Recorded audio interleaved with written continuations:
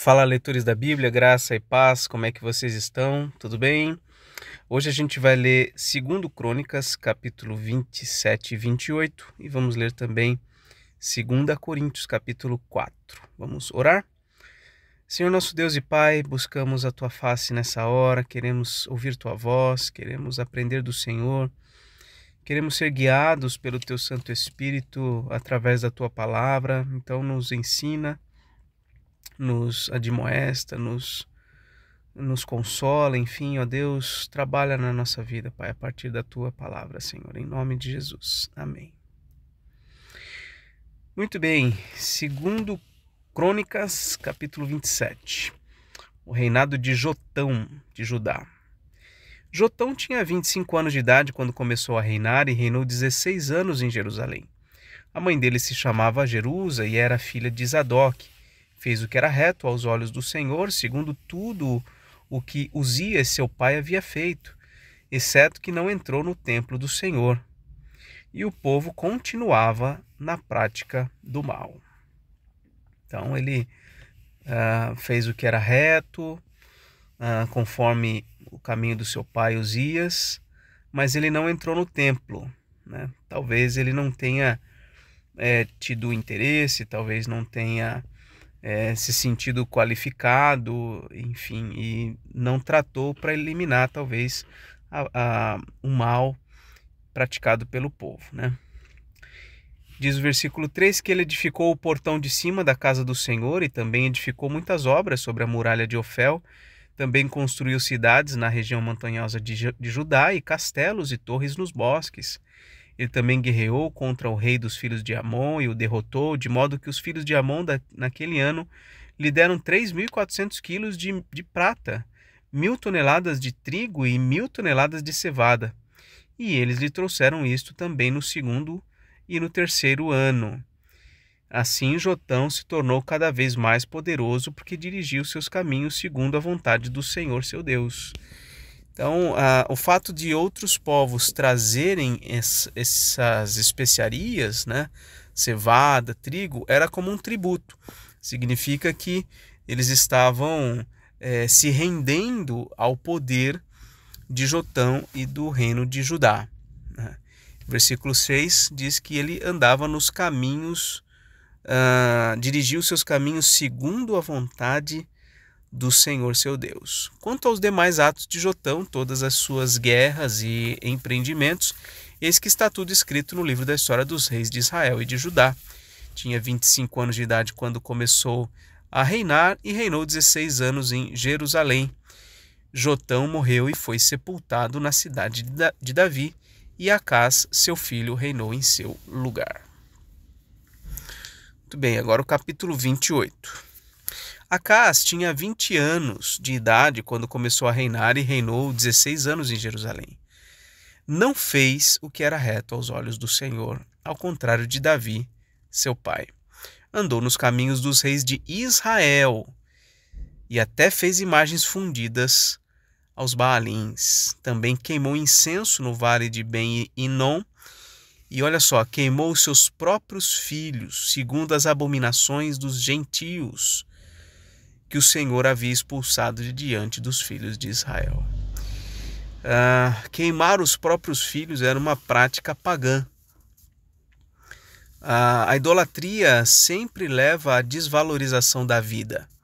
O que a gente vê no Brasil recentemente em relação à aprovação do aborto e essas coisas todas, tudo isso é um fruto de algo que está aflorado no coração das pessoas, que é a idolatria.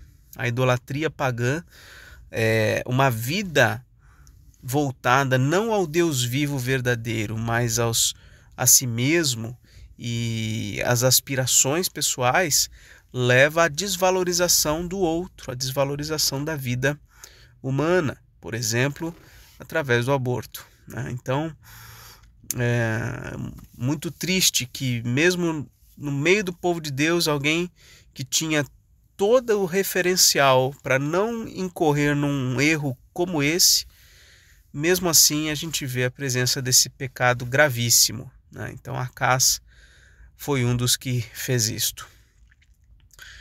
Também sacrificou e queimou incenso nos lugares altos, nas colinas e debaixo de toda árvore frondosa, que era uma prática, como eu já mencionei outras vezes aqui, uma prática também idólatra dos povos cananeus.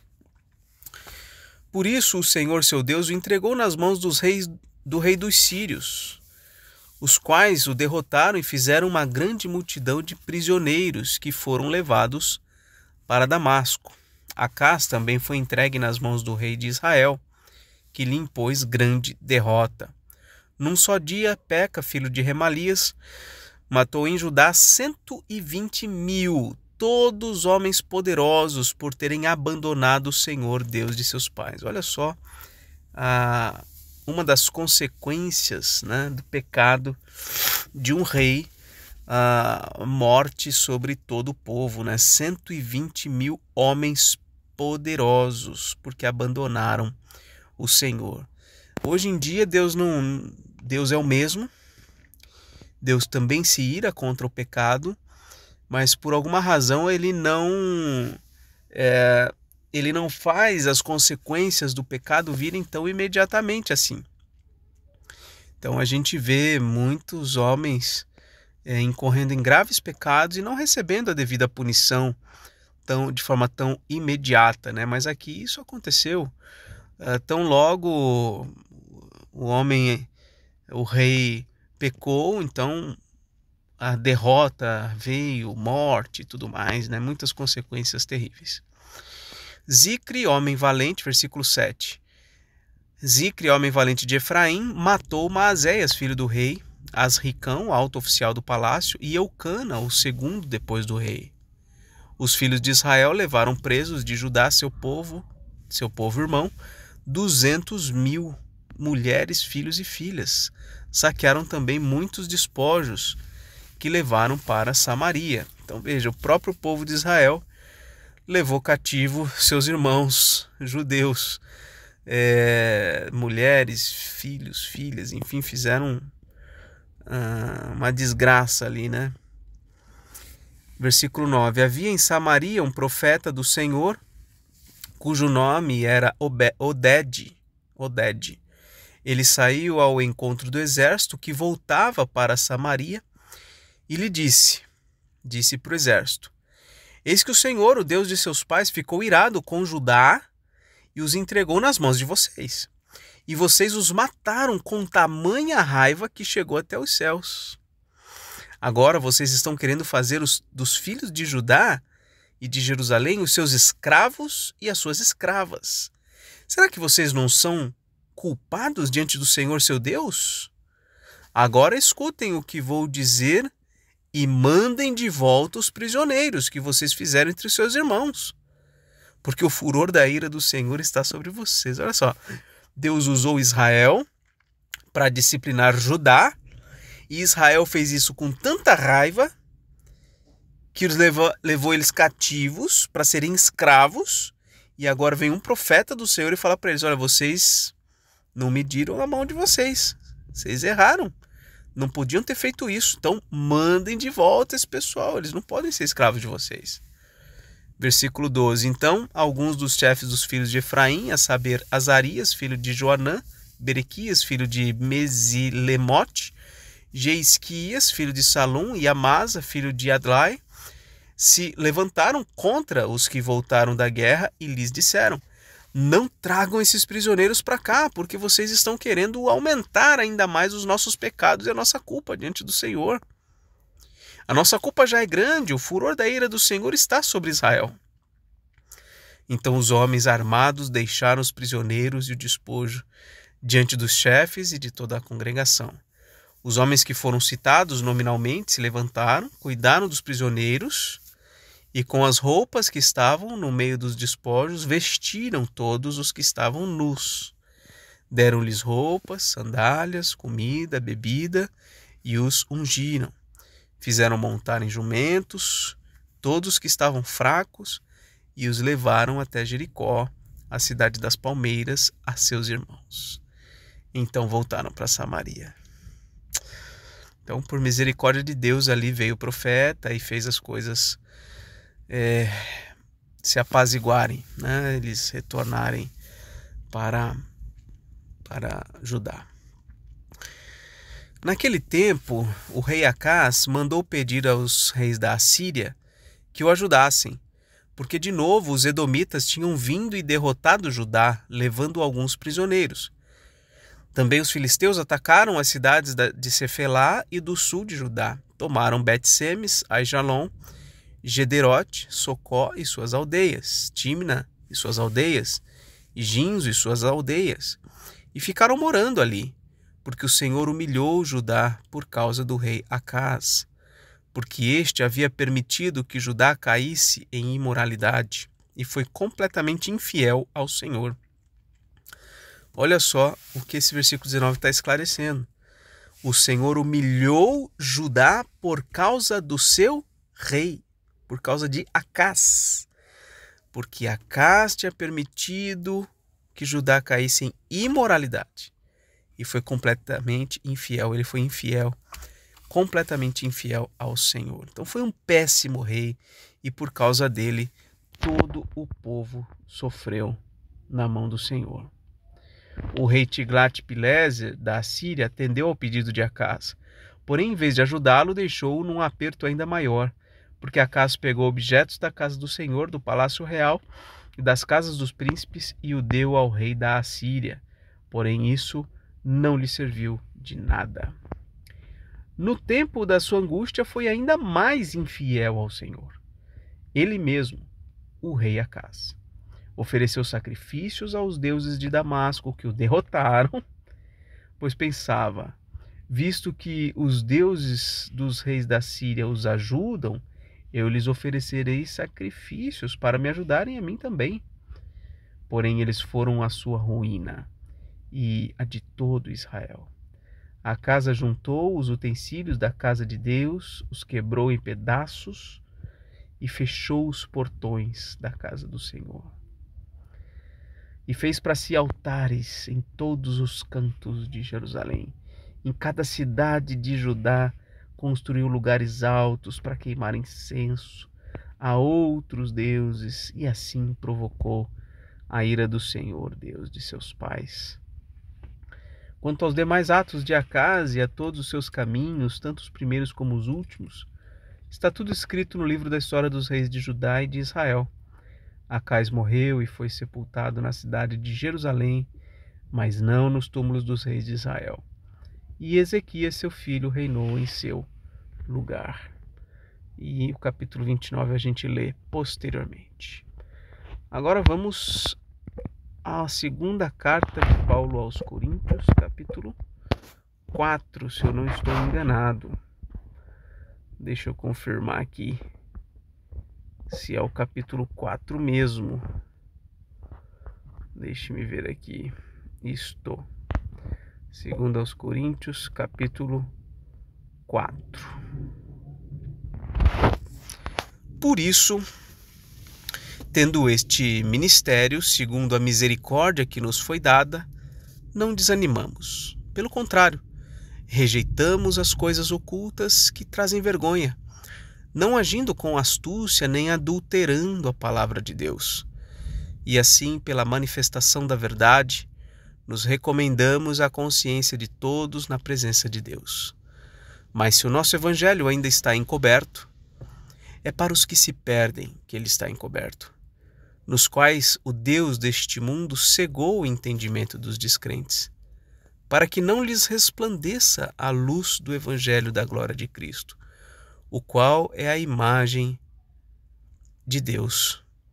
Porque não pregamos a nós mesmos, mas a Jesus Cristo como Senhor, e a nós mesmos como os servos de vocês, por causa de Jesus.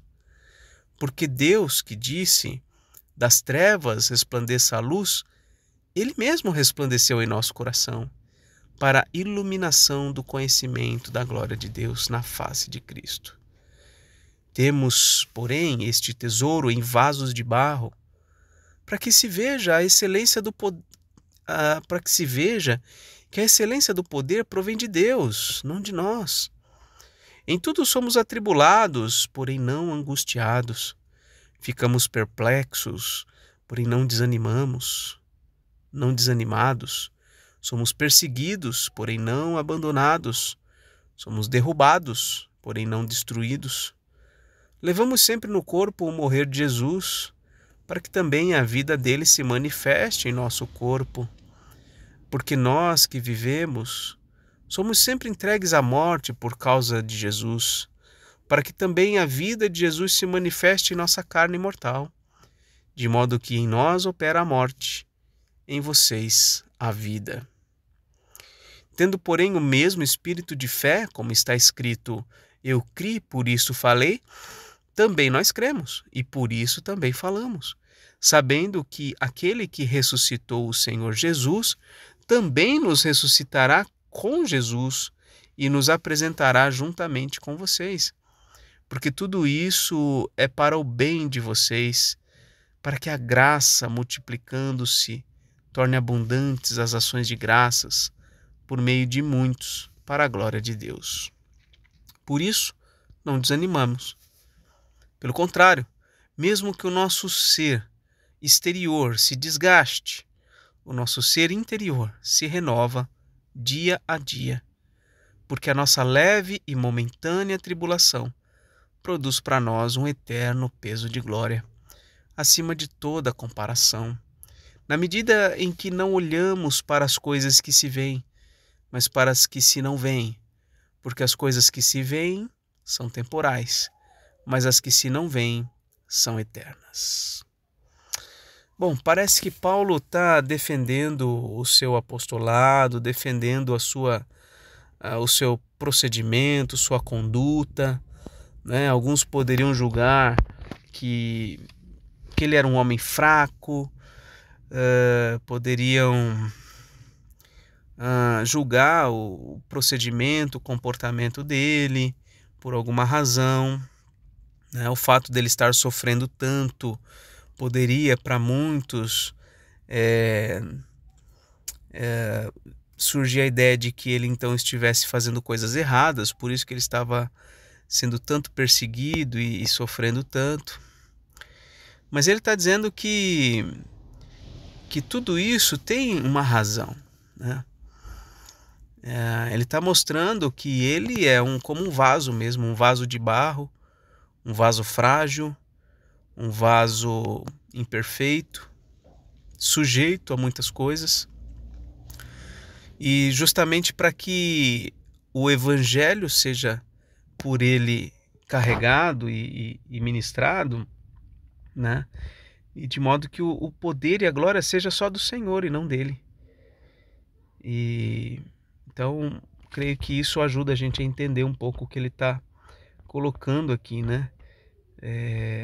Ele está defendendo, na minha perspectiva aqui, defendendo o seu ministério, defendendo o seu comportamento, defendendo qualquer dúvida que poderiam ter a respeito da sua vida por conta das perseguições e das prisões que ele tem sofrido, né? E ele então está defendendo que isso é natural e que ele está fazendo isso em favor do povo de Deus, né? Ele não desanima, ele está firme, porque importa para ele, né, as coisas que estão para além das coisas que os olhos humanos podem ver, né? Ele está de olho em outras coisas, ele está de olho lá no prêmio da soberana vocação em Cristo Jesus. Muito bem, essa foi a leitura de hoje, que Deus te abençoe, um forte abraço e até mais, se Deus quiser.